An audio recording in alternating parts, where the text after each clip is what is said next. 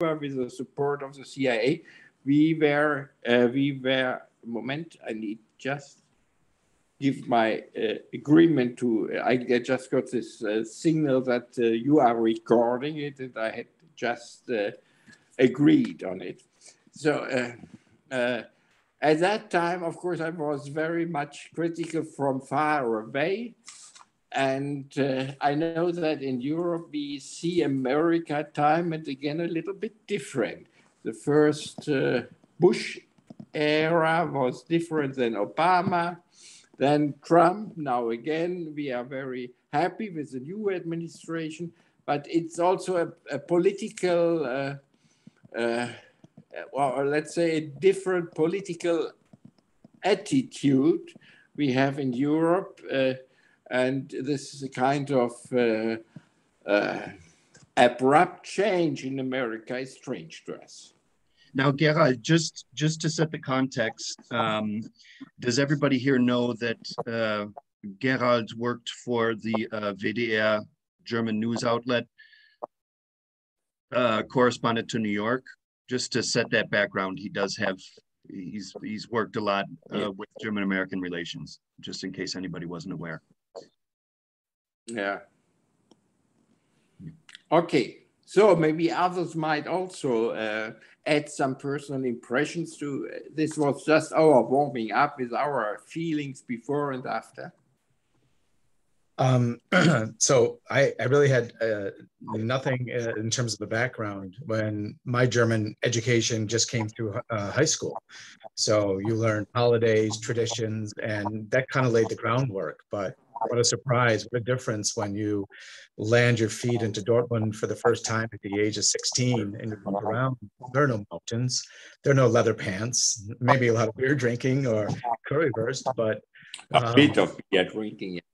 But after that, realizing we have more in common than what separates us in terms of our values, our thoughts, our friendliness, and our outgoingness. Still to this day, from 1982 till today, I'm still in contact with my host family from Dortmund. And I'm very proud of that. Growing up there, they offered me to live with them for 2 years after the program. So it laid a foundation for my future, and my children have stayed there. It's just been a wonderful experience. Certainly, I travel now back and forth to Germany between 2 to 3 times a year, and I've seen from north to south, east to west. And you pick up those differences, you pick up those cultural differences, just like you would if you traveled here in the United States. Everyone is proud of where they live. I belong to a group in Buffalo, and we have a Schwab in our group, and he'll tell you first out that there's nowhere better than where he comes from in Germany, and he makes everybody know that, even if you don't know him. So it's something that I'm extremely proud to be a part of, but to kind of destigmatize a little bit the stereotypes, the leather pants, the beer, the oompa music. There's so much more to that than what we as Americans perceive what the German culture is. A great example was last week when when General Counsel Gill was in Buffalo, and we had a cocktail reception at the Buffalo Club, and meeting expat Germans in Western New York who have been here and working here for 3, 4, 5, and up to 20 years, and none of these people knew each other. And so now we're going to create a social group, or maybe a Stammtisch group of some sort, where we can get together on a regular basis and bring forth our backgrounds and our interests, and to try to create maybe a cultural society for Germans here in Buffalo. So really looking forward to that, and I'm proud to be a part of this discussion. Thanks, Greg. I had one question. When you first went to Germany, was it still was your impression also that Germans were very, very honest, and almost too honest according to the American standards? You know, Americans, you know, a lot of times it was the case, you know, we would avoid confrontation and you know, sugar everything over. In Germany, that's not the case. So if you ask for their opinion on something, you know, they're going to be very honest with you. it took me a minute to adjust to that. Mhm. You know, at 16, from pointing out the big, you know, the pimple on my forehead, and I had to adjust to that. How was the adjustment to honesty for you when you first went over there? It was difficult because I grew up in a society of the answer is because. I don't think the word because is in the German vocabulary as an answer to any problem or question. I mean, they always say, why not? Um, why is that way? So it's always honest. And, you know, even my host mother, not knowing me or anything like that. I mean, she said, do you like beer? And I said, well, of course, I'm 16. I may have tried it when I was at home, but we're not allowed. And the next day there's a case of beer in the basement for me, you know, and it's, you know, you say, and it's how Gisela always was and still is, whatever you'd like. I mean, I can't remember the phrase, Lynn, she could chime in and say, but whatever you wanted, you can have it. And, you know, it's because it's just that and we could use the word Gemütlichkeit if you wanted to as a phrase, but warm, welcome, friendly, honest, and you know, they're very forthcoming. They're right out in front. There's no beating around the bush. So that's just how it is. Yeah, what did she say? Du musst es wissen, I think she always said. Exactly. Yeah. And for me to understand that phrase, it was like, are you kidding me? Okay. So before I left, she said, what do you want to take home? And I said, I'd love to take a case of beer home with me from Dortmund.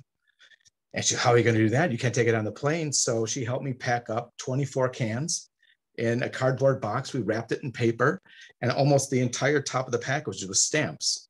And she said, well, I hope it makes it there. And sure enough, 4 weeks later, it showed up at my parents' house, you know, and a 16-year-old who got a case of beer in the mail. So, I mean, it's a lot of little things that makes the experience for everyone unique and different, but special, I think.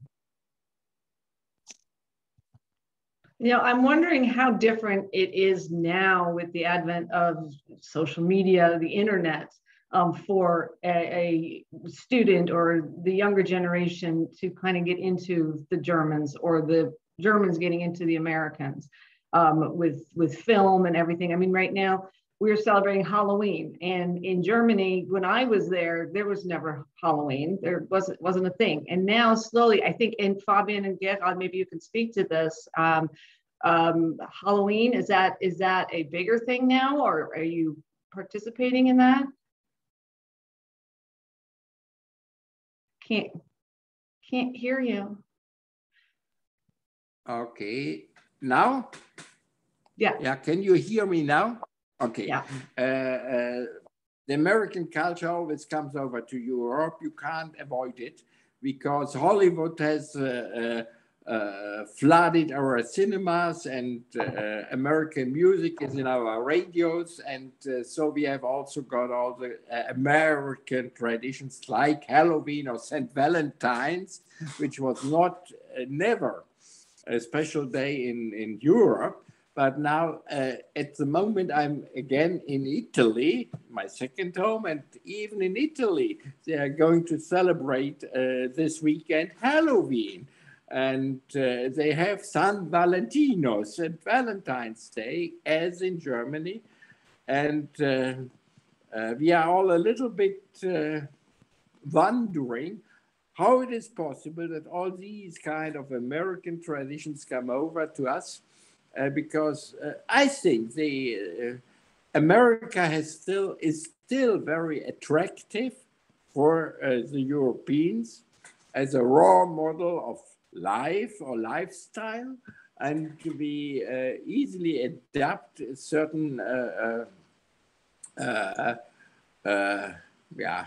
traditions or festivities from the Americans here in Europe, and that naturally, it's also kind of attempt of the industry to sell the costumes for Halloween, or the flowers and gifts at St. Valentine's Day, etc., etc.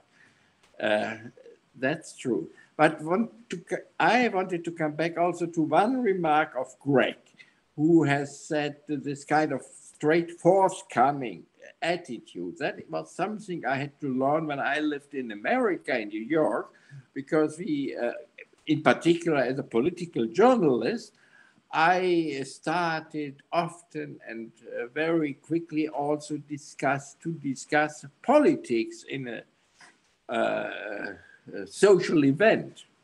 And people looked at me very estranged and wondering, and some gave me the advice to talk about the weather or about the last soap opera on TV, but not about politics, because that would spoil a party.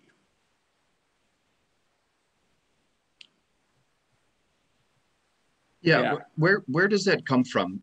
Maybe some of the Americans here can explain maybe why that is, where it comes from, because I'm also, as an American, interested in kind of learning about the roots of that. So why is it that we avoid conversations like about politics? I'm just curious. Does anybody have any thoughts? Not everybody at once, please. Well, no, that's a really good question.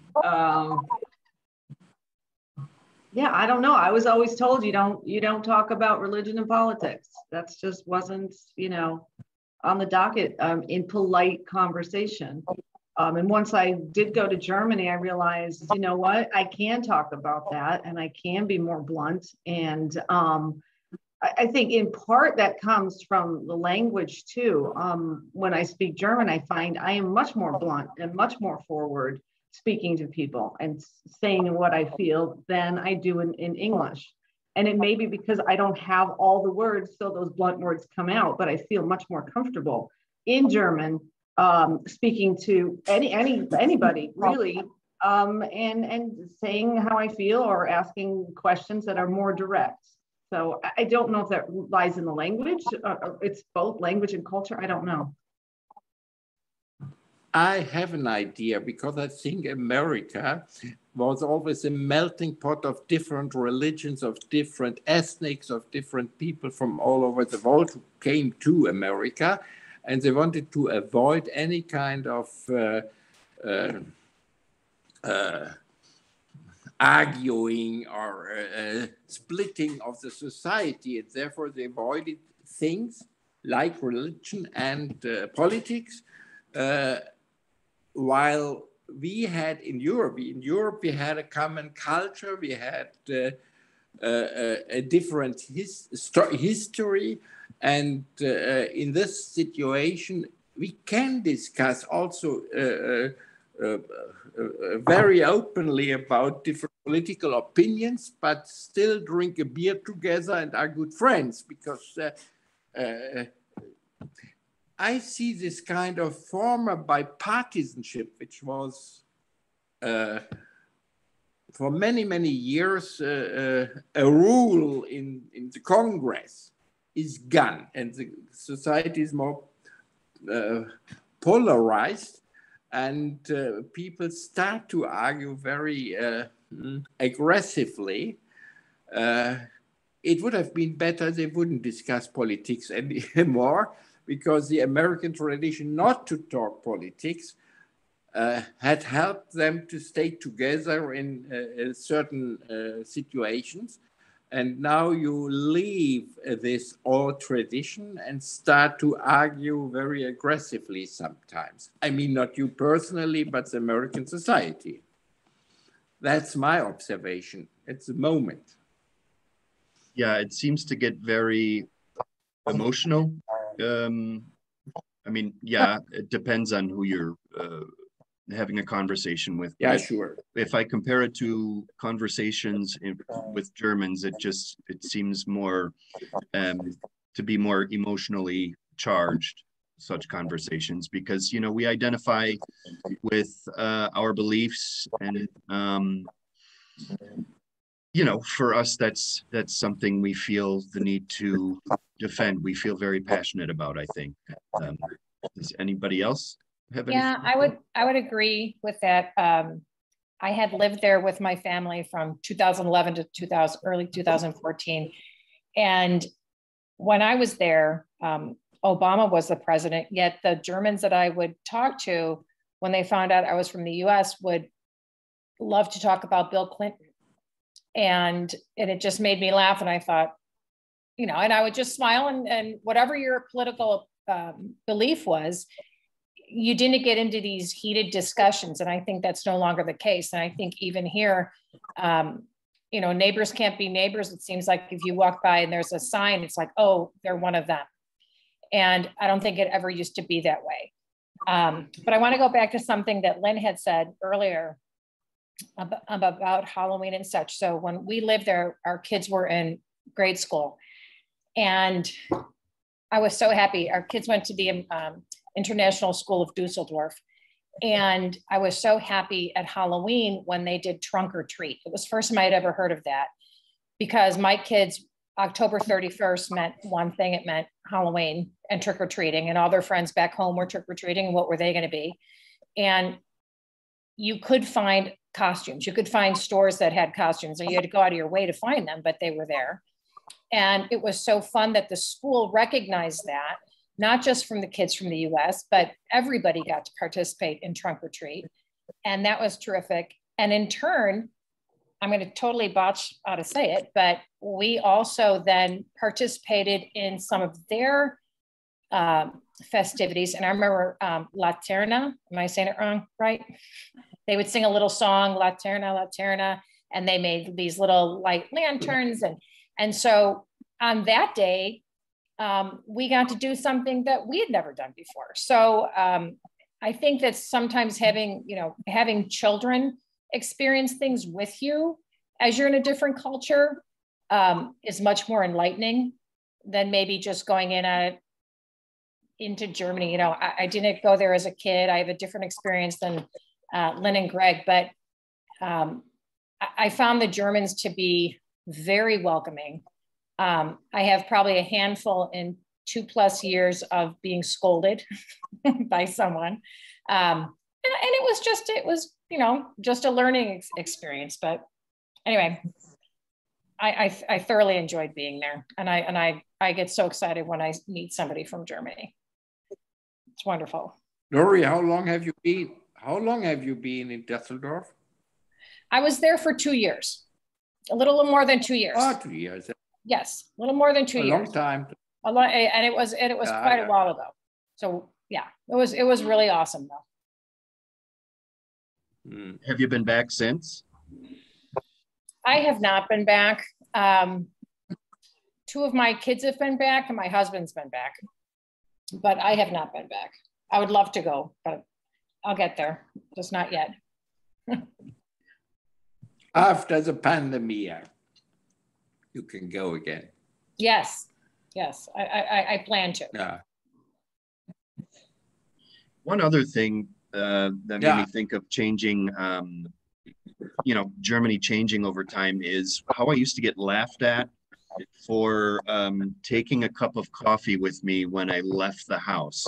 So picture it, Germany, 1996, notice the Golden Girl reference. I would bring coffee with me and they would laugh at me. But, you know, when I left Germany in 2019, all of those small coffee shops, you know, everybody had become normal for you to carry your coffee with you outside of the shop. So that's something I just thought of. I don't know how Lori reminded me, but it definitely has changed. A horrible development in Germany, because I think it's awful to drink a coffee on the street in plastic. In a plastic, you need to have a certain kind of culture for your coffee, and this will divide us all the time.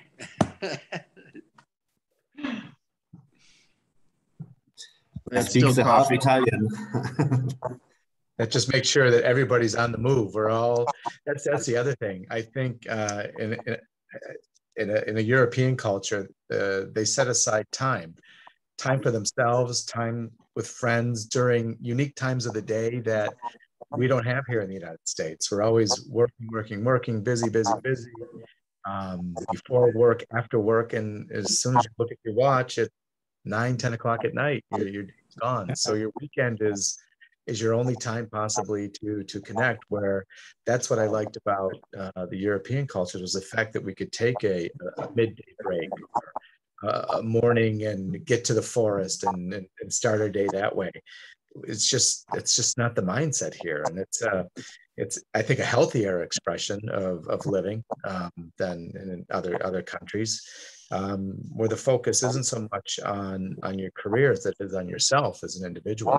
So that's a whole other topic, but I believe that work environments are slowly changing, especially after or during this pandemic. A lot of companies learned what it's like to have employees not in the office, and how people who are not in the office, who are working from home, found comfort, found some stability, maybe a calming feature that is not there in your 9-to-5 workplace. But it's always something I always liked. I mean, when I travel on business and we're looking at wood all day, we're in the forest or we're in a factory, and then take these midday breaks just to do what you want to do, just to kind of brush yourself off and get back at it, so that you're relaxed, you're focused.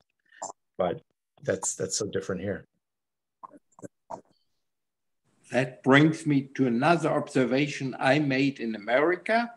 In Germany, we go to a restaurant to socialize, and after we had eaten, we sit together, drink another wine or beer, or take some sweets and a coffee.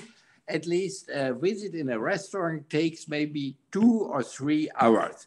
When I went in America to a restaurant and I'd finished my meal, I got immediately my bill and was thrown out. And that was strange for me. I know they want to have a shift of seats and want to have more customers coming in, but socializing is more important in Europe, in general in Europe, not only in Germany. Here in Italy, where I'm now, it's even more that people sit together for hours in the evening in a restaurant. Gerald, your connection sounds like it's fading. You have a bad connection? Yeah. It sounds like... Yeah, I don't know. It's not a German one. Can you try to reconnect? Reconnect. I can start again. Yes. Yeah, okay. yeah, and we'll get you back in here. Yeah. Okay. We'll see you in a minute. And everybody else, I don't know about the tipping experience. So what about for any Germans? Maybe Fabian, you can tell us about the tipping experience when you're in a restaurant, because in Germany, you give a small tip for good service. You might give a few euro, but here, because servers, waiters, waitresses don't make that much money in an hour, they depend on the tips for a living wage. What are your thoughts on tipping, and when you come to the United States and the expectation that you tip maybe 15%? What do you think? Yes, so in Germany it's you say it gives them the waiters 10%. So it's the most say it's okay. So when I'm at the restaurant and everything was totally fine, then I want to give more than 10%. So I have not this experience like you all.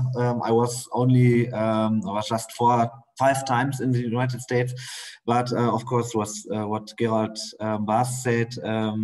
Yes, it was. I wondered about that too. But about the tipping, I'm not sure. It's on the tip you pay with the bill, I think, and you can add something if you want. Is it right? Yeah, exactly. And it's expected that you add that tip. So in the United States, if you don't add the tip, a server assumes that they made a mistake or that the service was bad. Okay, that's a little bit like in Germany, I think, but a little bit more in the United States, that it's more expected. So you have maybe some people who are searching for the right word, who are a little bit Stingy, is it the right word? Stingy? Oh, Geizig? stingy, yeah. Stingy. Stingy, Yeah. stingy, yes, yes. No waiter will say, sir or madam, you don't give us tip. That's not that nobody will say it. I think in the United States that the waiter or who else will say it to the guests, if I remember right. Yeah, that's correct. Yeah, because it becomes a question of quality of service. Yeah, okay. That's in Germany too, and it's the most the people who are getting tips. So it's waiters or not cutmaster, hairdresser or something. That's people who are not how should I say? They're earning not the most of the money. I want to say quite defensively. So the most people want to give them a tip because they earned not so much money. It's a good addition to this what they earn for a job. Yeah, that sounds similar. Yeah, that sounds similar to how our servers in restaurants, how that works in the restaurants. We tip because, they rely on that money more than I think Germans do. What's the average hourly wage for a server in a restaurant? How much do they make in Germany? How much what? Sorry? The Stundenlohn, the hourly wage. Yes, with our new government, they will have the Mindestlohn. Please. Yeah, the minimum wage. Mm-hmm. Minimum wage, yes, will 12 euros per hour. That with our new government. So this is if you work in a restaurant as a waitress or waiter, you're making 12 euro an hour before tips, yeah? Plus tips, yes. Okay, so I'm thinking of moving back. Yes, I'll go with you. No, I'll tell you, like for example, at Hofbräuhaus Buffalo, their servers are $8.35 an hour plus tips. But if you talk to my sister-in-law, who 30 years ago was working out at Old Orchard, I think Lynn, you could back me up. It was maybe $2 or $3 an hour. I think it was under that. I think it was under 2. Yeah. So not much has come along in that way, and I know there are people that are pushing for a new tiered program with restaurant workers and stuff like that. And I just have to say I'm thankful that's not my go-to job every day. And and they're out front. They're taking care of their customers and doing everything they can. It's what a job. I've learned so much since I've been there since May, and these young adults, they fight tooth and nail for every table they can get, and but they're good, but there's room for improvement on this whole avenue. So I'm wondering, talking about work, so young people working. So Andrea, maybe what kind of jobs do your students have? In their free time, I'm sure that some of the gentlemen at your school are working to earn extra money. Is there a typical job that these students have to go out and make extra money? Do you see a large percentage of students go out to a part-time job at the high school age? I think in this day and age, compared to previous times, even going back 10 years, fewer and fewer kids have part-time jobs. Athletics absorbs a great deal of their time, which it did not even 10 years ago. Sports, if you're on the football team, you're working out all year long. If you're on the basketball team, you're working out all year long. And I think fewer and fewer of our kids really do have part-time jobs, though some do. The same types of things we've always had, waiting on tables, working at pizza places, the same types of jobs that people have had over the years. Right. But certainly fewer of them do. Okay, and you're kind of certainly when I was in school. yeah, I think you make a good point there. When I was younger as well, I noticed that there were more of us working when we were in school. So you kind of you attribute that to extracurricular activities offered at school and student involvement. Yeah, I think it's a combination of things. You know, parents certainly seem to pay for way more things than they did in previous times. You know, the cell phone and things like that would have been in previous generations. If you wanted one, you would get the job and pay for it. And I don't think that's true of the culture anymore in this country. Yeah. Parents take care of all that a lot longer than they used to. Yeah. Yeah. Even middle class parents, that's very true. Mm-hmm. So how do you instill that? So how do you instill that work ethic? Is that mostly done through academics? You know, teaching them the value of working hard? Is that then more focused? I don't think it's just the working. I think one of the real downfalls of not having teenagers work is social skills too. Having to get along with people that, you know, may be a pain in the neck. I mean, talk about waitressing. That's how I worked my way through college, and it was not pleasant for the most part. And I'm on the way to the orthopedist today for the arthritis I have in my knee, probably from those years of waitressing as well. It's just very different. It's just very, very different. Yeah. And that's why, you know, on top of all the things that we've been through in the past 2 years, a lot of those jobs in pizza places and Dunkin' Donuts and Tim Hortons and that are looking for help because teenagers just don't do that kind of thing anymore for whatever reasons. I think it's multiple reasons for sure. Mm-hmm. Mm-hmm. For sure. Yeah. But getting along with people is huge. Having to troubleshoot with people that aren't pleasant, that's a huge part of working in those kinds of jobs, I think. Yeah. When I first went to Germany, it seemed as if there were fewer people my age who did participate in a job, you know, at the high school age, for example, but there was also far less offered in terms of extracurricular activities at the high school level. So Fabian, when you were in high school, I mean, you know that at American schools, you have many clubs, you have many sports that are offered.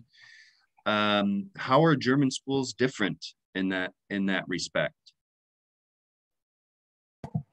Yes, so it's a few years ago, but I can tell what my experience is. When I was at high school, I was a waiter in a restaurant.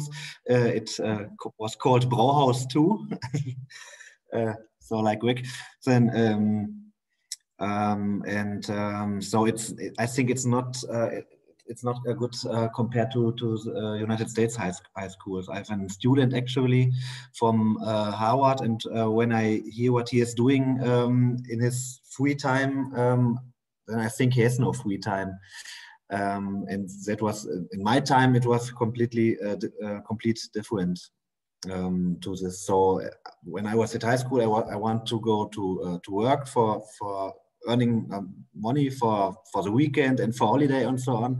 And at the time when I was not at school or not working, then I played soccer or just meeting friends and so on. So for me, it was a very good time. So I think it's a little bit, I don't want to say harder, but it's a little bit more work for these young people today, I think. That's one thing that our guys from Dortmund, like within the first week, remarked about is how much more we do here in school. Not academically, but the fact that if you wanted to do a sport, you have to look for that on your own. That's not something that takes place in schools. Or, you know, we have some 30-some different extracurricular activities. That's not in their experience. They're astounded by that. like how much takes place within a school. In school, we have AGs, Arbeitsgruppen, working groups for every sport, for soccer, for Schach, not cheese. Schach is chess, not cheese. Chess. For everything, not for everything, but you have a very good offer for the young people. What you have in the schools. So music, culture, sports. I think that's it's a good offer for the young people. But I'm out of school since 2005.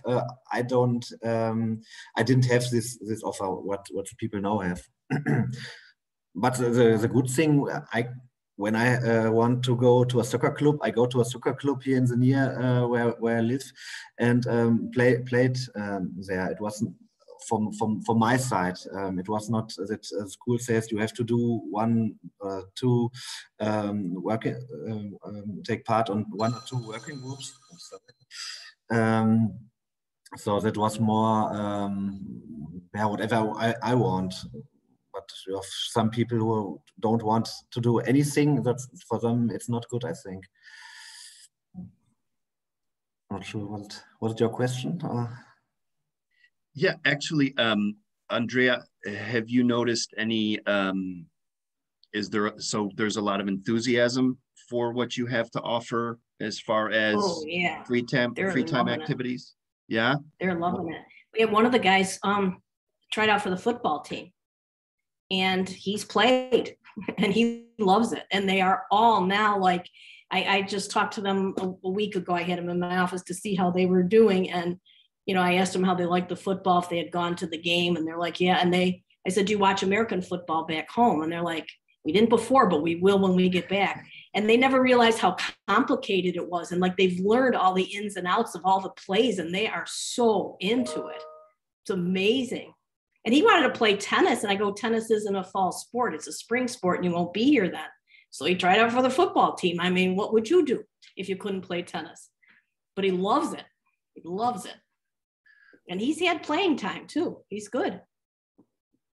And of course, the other three did soccer. They're on the JV team. And in the game against St. Joe's, the big game against St. Joe's, the Dortmund boys scored all 3 points that gave us the win. I bet you St. Joe's regrets not taking any Dortmund boys on this year. Yeah. Now that's going to be interesting. They are amazing. Yeah, that'll be interesting to see because Canisius and St. Joe's have a longtime rivalry. That'll be interesting to see Dortmund soccer players on either side and what kind of feeling that is representing you know, the competitive other in a game. So that's but they got it right away though, because they came and told me the next day that they scored points in the game against St. Joe's, and they emphasized that St. Joe's. That's what they were proud of. It's not so much the win. They brought victory. That's wonderful. So they're all each of them is involved in a sport. Go ahead, Fabian. No, it's not the same topic, but when we talk about sport, what I noticed when I was being in the United States, here in Dortmund, I often go to our BVB stadium and enjoy the matches very much. And when I was in the United States, I went to, when I go to the stadium here in Dortmund, then I want to be at my seat at least half an hour before the game, and perfectly do not leave until before the end of the match. And when I was in the United States, I've watched matches of NBA, of the LA Lakers in Los Angeles, and also of the Major Baseball League, NBA baseball, yeah, in Washington or Miami. And I've seen the most of the people were inside the stadium and buying souvenirs, eating, drinking, and talking during the game. I noticed that in all games, and that was so everyone can do what he wants, but that was something what I couldn't understand. So the difference between our soccer match when BVB is playing and when this basketball or baseball matches running.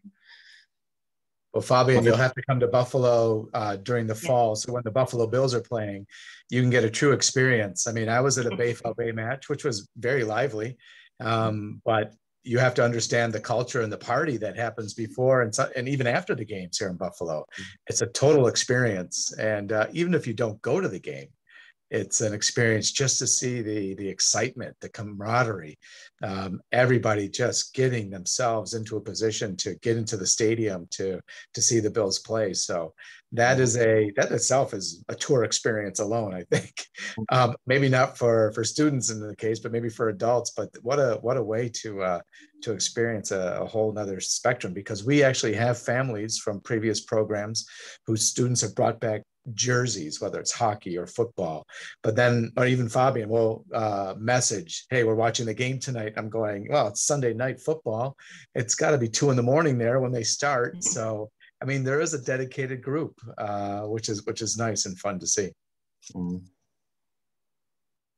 Yeah, I think so. But for me, it was funny to see the difference between the sport games. Yeah, now, some Fabian, of our boys are going to the Bills game this weekend, so I'm looking forward to seeing how they enjoy that. We've had a couple girls go a couple weeks ago too, so they're really getting into the Bills now. That sounds great. It is what it is. What about the Super Bowl? Now, when I left Germany, my friends were getting into watching the American Super Bowl. Is that a trend in Germany now? More and more people are watching the Super Bowl?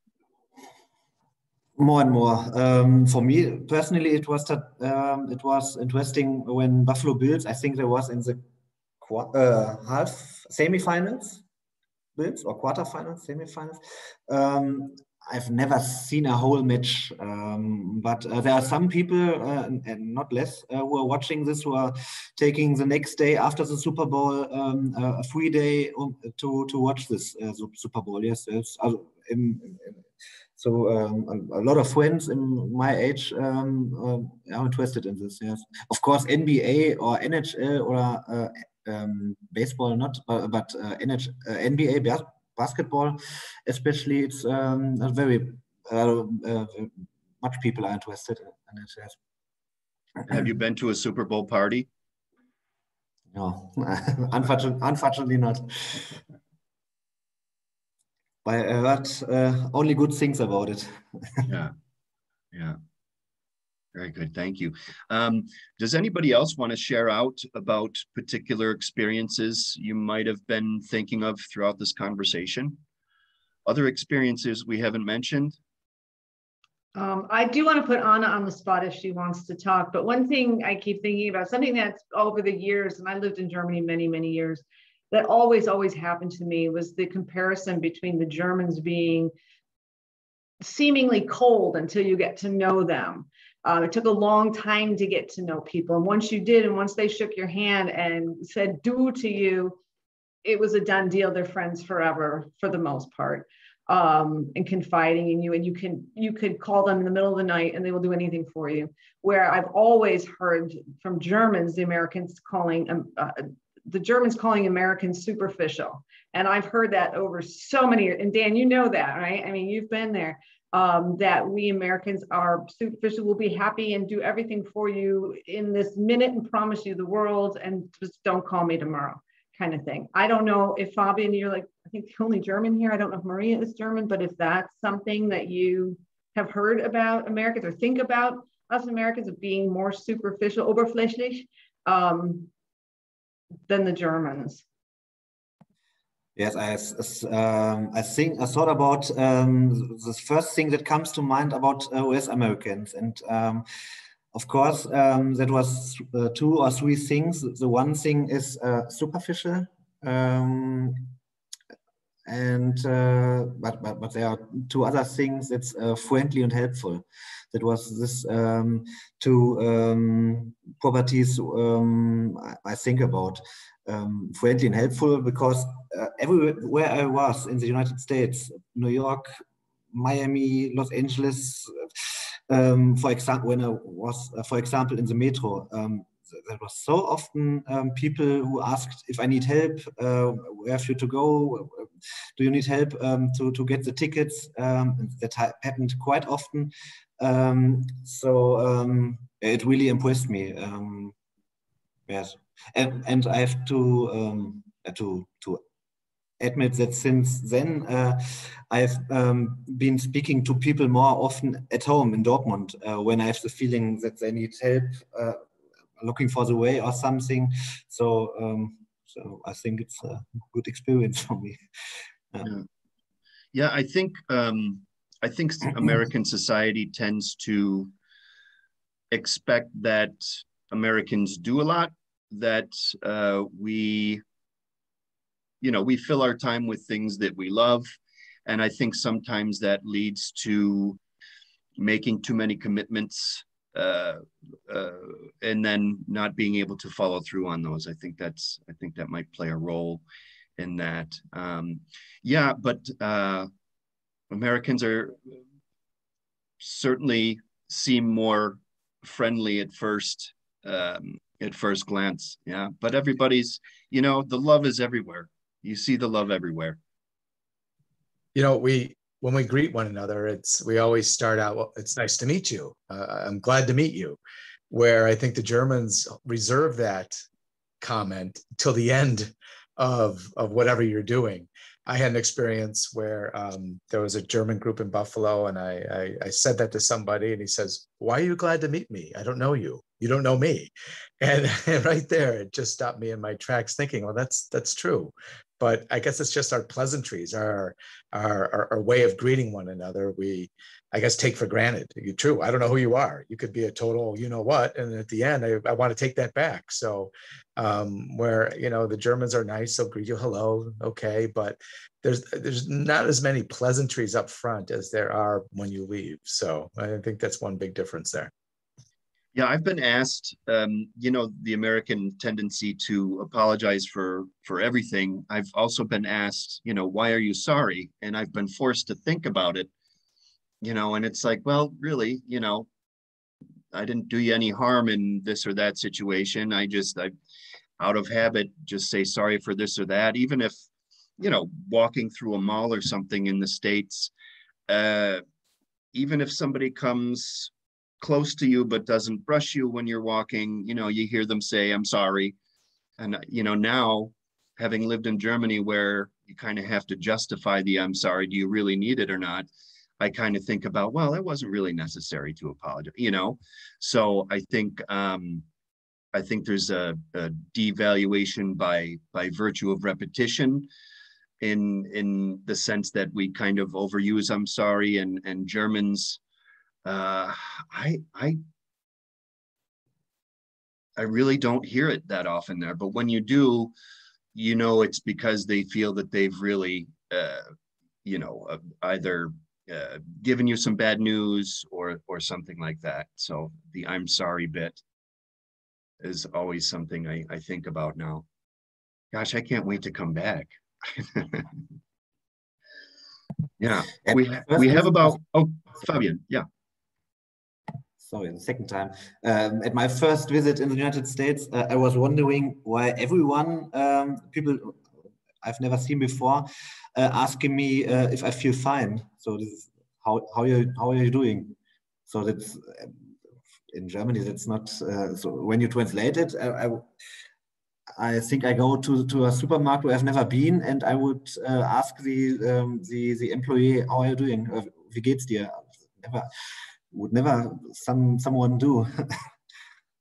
So that's why I think about superficial. So that's a little bit. So when I feel sick, when I feel bad, I wouldn't say that to a man that I've never seen. Yeah, so some difference are there. Yeah, there definitely are a lot of cultural differences introduced through language, the way we use language, how we apply it to certain situations. And, that makes us very different, but at the same time, you know, the more we think about these things, you see where Germans are coming from versus, excuse me, where Americans are coming from. Once you get to that point, you know, there are a lot of similarities between Germans and Americans.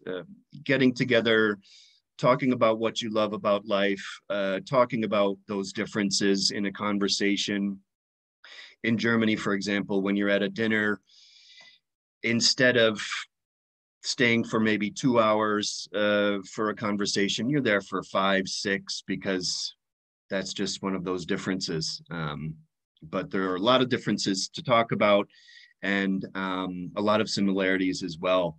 We have about 3 more minutes. Is there anybody else who would like to bring something up or comment about Germans? We'll be able to, hopefully within the next year, be able to travel back and forth more easily.